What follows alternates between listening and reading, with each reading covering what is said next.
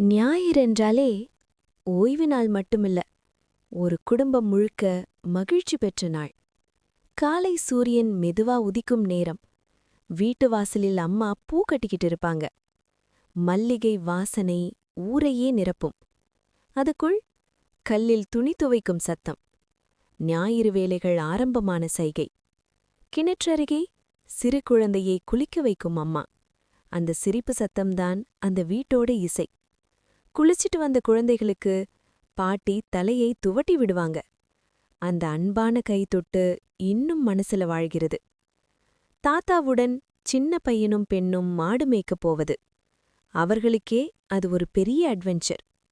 வீட்டின் ஓரத்தில் பாட்டி வெற்றிலை இடிக்கும் சத்தம்.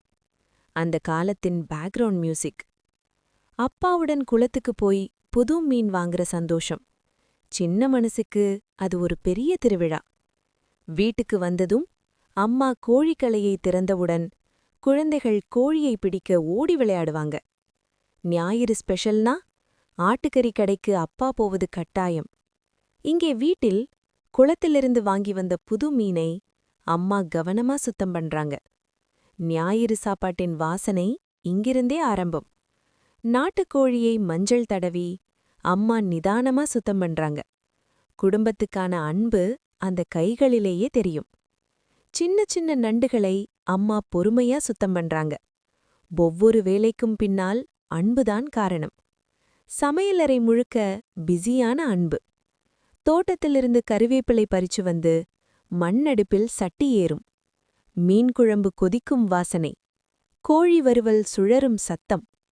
ஆட்டுக்கறி குழம்பு மெதுவா வெந்து கொண்டிருக்கும். முட்டை வேகும் வாசனை கூட வயிற்றை பசிக்க வைக்கும். சிறிது நேரத்து மண் சட்டிகளெல்லாம் வரிசையா ஆவி பறக்க நின்றிருக்கும்.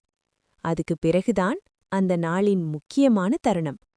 தாத்தா, பாட்டி, அம்மா, அப்பா, குழந்தைகள் எல்லாரும் ஒன்றாக உட்கார்ந்து வாழை இலையில் சாப்பிடும் மதிய உணவு.